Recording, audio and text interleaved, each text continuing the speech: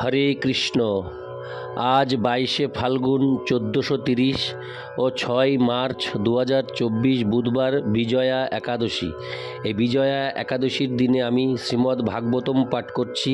আজ আমি পাঠ করছি শ্রীমদ্ ভাগবতমের দ্বিতীয় স্কন্দ 7ম অধ্যায়, বিশিষ্ট কার্য সম্পাদনের জন্য নির্দিষ্ট অবতার সমূহের শ্লোক 25 ও 26।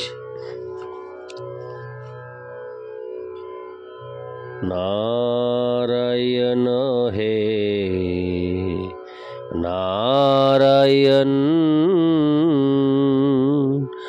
भवभयहरणं नारायण।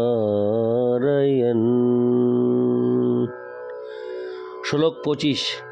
বক্ষ স্থল স্পর্শ রুগ্ন মহেন্দ্র বাহ দৈন্তর্বিড়ম্বিত ককুবজুষ উড়োহাসম সদ্যঃ সুবিসহ বিনেশতি দারোহর্তুর্বিস্ফুর্জিতৈর্ধনুষ উচ্চরতোধীশৈন্যে। অনুবাদ: রাবণ যখন যুদ্ধ করছিল তখন তার বক্ষস্থলের সঙ্গে সংঘর্ষ হওয়ার ফলে দেবরাজ ইন্দ্রের বাহন ঐরাবত হস্তির দন্তরাজি ভগ্ন হয়েছিল এবং তাদের ভগ্ন অংশসমূহ ইতস্তত বিক্ষিপ্ত হওয়ায় দিকসমূহ আলোকিত হয়েছিল। রাবণ তখন তার শক্তির গর্বে গর্বিত হয়ে উভয় পক্ষের সৈন্যদের মধ্যে অট্টহাস্য করতে করতে বিচরণ করেছিল, কিন্তু শ্রীরামচন্দ্র সেই পরস্ত্রী হরণকারী রাবণের সেই হাস্যকে তার ধনুকের টঙ্কার মাত্রই প্রাণের সঙ্গে বিনাশ করেছিলেন। তাৎপর্য: জীব যতই শক্তিশালী হোক না কেন, ভগবান যখন তাকে দণ্ড দেন তখন কেউই তাকে রক্ষা করতে পারে না। তেমনি জীব যতই দুর্বল হোক না কেন, ভগবান যদি তাকে রক্ষা করেন তাহলে কেউই তাকে বিনাশ করতে পারে না। ইতি শ্লোক 25। শ্লোক 26। ভূমে সুরে তর বরুথ বিমর্দিতায়া ক্লেশ ব্যয়ায় কলয়া শীত কৃষ্ণ কেশ জাত করিষ্যতি জানানুপলক্ষ মার্গ কর্মাণি চাত্তমহিমোপনিবন্ধনানি। পৃথিবী যখন অসুর স্বরূপ নৃপতিদের সৈন্যসমূহের দ্বারা ভারাক্রান্ত হয়েছিল তখন সে ভার অপনোদনের জন্য ভগবান তার অংশসহ আবির্ভূত হন। সুন্দর কৃষ্ণবর্ণ কেশ দাম সহ ভগবান তার আদিরূপে আবির্ভূত হয়ে অলৌকিক কার্যকলাপ সম্পাদন করার মাধ্যমে তার অপ্রাকৃত মহিমা বিস্তার করেন। তার মহিমা কেউই যথাযথভাবে অনুমান করতে পারে না। এই শ্লোকে বিশেষভাবে শ্রীকৃষ্ণ এবং তার প্রথম অবতার বলদেবের আবির্ভাব বর্ণনা করা হয়েছে। শ্রীকৃষ্ণ এবং বলদেব উভয়ই এক পরমেশ্বর ভগবান। ভগবান সর্বশক্তিমান এবং তার সেই সর্বশক্তিমত্তার প্রভাবে তিনি নিজেকে অসংখ্য রূপে এবং শক্তিতে বিস্তার করতে পারেন এবং সেই সমগ্র এককে বলা হয় পরম ব্রহ্ম। ভগবানের এই প্রকার বিস্তার দুই ভাগে বিভক্ত, যথা সাংশ এবং বিভিন্নাংশ। তার নিজস্ব অংশকে বলা হয় বিষ্ণু তত্ত্ব এবং বিভিন্ন অংশকে বলা হয় জীব তত্ত্ব। এই প্রকার অংশ বিস্তারে বলদেব হচ্ছেন পরমেশ্বর ভগবান শ্রীকৃষ্ণের প্রথম বিস্তার। বিষ্ণু পুরাণ এবং মহাভারতে উল্লেখ করা হয়েছে যে শ্রীকৃষ্ণ এবং বলরাম উভয়েরই প্রবীণ বয়সেও সুন্দর কালো চুল ছিল। ভগবানকে বলা হয় অনুপলক্ষ মার্গ বা বৈদিক পরিভাষা অনুসারে অবাং মনসা গোচর, অর্থাৎ সাধারণ মানুষের বাক্য, মন বা দৃষ্টির সীমিত ইন্দ্রিয়ের দ্বারা যাকে কখনো দেখা যায় না বা উপলব্ধি করা যায় না। শ্রীমদ্ ভগবদ্ গীতায় ভগবান বলেছেন, নাহং প্রকাশ সর্বস্ব যোগমায়া সমাবৃত, অর্থাৎ তিনি সকলের সমক্ষে নিজেকে প্রকাশ করেন না।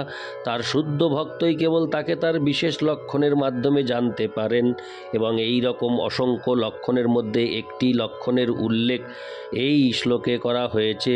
সেই লক্ষণটি হচ্ছে ভগবান শীত কৃষ্ণ কেশ বা সর্বাবস্থাতেই তার কেশদাম সুন্দর কৃষ্ণবর্ণ। শ্রীকৃষ্ণ এবং বলরাম উভয়েরই এক প্রকার কেশ রয়েছে এবং জাগতিক বিচারে প্রবীণ অবস্থাতেও তাদের রূপ ঠিক 16 বছর বয়স্ক নবযুবকের মতো। সেটি হচ্ছে পরমেশ্বর ভগবানের বিশেষ লক্ষণ। ব্রহ্মসংগীতাতেও উল্লেখ করা হয়েছে যে যদিও তিনি হচ্ছেন আদিপুরুষ বা পুরাণ পুরুষ, তথাপি সর্বদাই তাকে দেখতে ঠিক একজন নবযুবকের মতো। চিন্ময় শরীরের এটিই হচ্ছে লক্ষণ। জড়দেহ জন্ম মৃত্যু জরা ও ব্যাধির দ্বারা প্রভাবিত, কিন্তু চিন্ময় শরীরে সেই লক্ষণগুলি অবর্তমান। বৈকুণ্ঠলোকে বাস করে যে সমস্ত জীবাত্মা, তাদেরও এই প্রকার সচ্চিদানন্দময় চিন্ময় শরীর রয়েছে, যা কখনো বার্ধক্যের কোনো লক্ষণের দ্বারা প্রভাবিত হয় না। শ্রীমদ্ভাগবতে বর্ণনা করা হয়েছে যে সমস্ত বিষ্ণু দূতেরা অজামিলকে যমদূতের কবল থেকে উদ্ধার করতে এসেছিল, তাদের সকলেরই রূপ ছিল এই শ্লোকের বর্ণনার অনুরূপ নবকিশোর রূপ। এইভাবে নিশ্চিত রূপে জানা যায় যে বৈকুণ্ঠে ভগবান এবং সেখানকার অন্য সমস্ত অধিবাসীদের শরীর চিন্ময় এবং এই জগতের মানুষদের শরীর থেকে সম্পূর্ণ ভিন্ন। অতএব ভগবান যখন এই জগতে অবতরণ করেন, তখন তিনি তার আত্মমায়ার প্রভাবে চিন্ময় শরীর সহ আবির্ভূত হন, যা বহিরঙ্গা মায়া স্পর্শ পর্যন্ত করতে পারে না। যারা বলে যে নির্গুণ ব্রহ্ম জড় দেহ ধারণ করে এই সংসারে প্রকট হন, তাদের সেই উক্তি অর্থহীন প্রলাপ ছাড়া আর কিছু নয়। ভগবান যখন এই জগতে অবতরণ করেন, তখন তিনি জড় দেহ ধারণ করেন না, পক্ষান্তরে চিন্ময় দেহ নিয়ে আবির্ভূত হন। নির্গুণ ব্রহ্মজ্যোতি হচ্ছে ভগবানের দেহ নির্গত রশ্মিচ্ছটা, এবং ভগবানের দেহ এবং ব্রহ্মজ্যোতির মধ্যে গুণগতভাবে কোনো পার্থক্য নেই। এখন প্রশ্ন হচ্ছে, সর্বশক্তিমান ভগবান কেন এই পৃথিবীতে দুষ্কৃতকারী রাজন্যবর্গের ভার অপনোদন করার জন্য অবতরণ করেন? অবশ্যই এই প্রকার উদ্দেশ্য সাধনের জন্য ভগবানের আসার কোনো প্রয়োজন হয় না। প্রকৃতপক্ষে তিনি আসেন তার মহিমা কীর্তনকারী শুদ্ধ ভক্তদের অনুপ্রাণিত করার জন্য, তার অপ্রাকৃত লীলা বিলাস প্রদর্শন করতে। শ্রীমদ্ ভগবদ্ গীতায় উল্লেখ করা হয়েছে যে ভগবানের মহান ভক্ত মহাত্মারা ভগবানের মহিমা কীর্তন করার মাধ্যমে আনন্দ অনুভব করেন। সমস্ত বৈদিক শাস্ত্রের উদ্দেশ্য হচ্ছে জীবের চেতনার ভিত্তিকে ভগবান এবং তার অপ্রাকৃত লীলাবিলাসের অভিমুখী করা।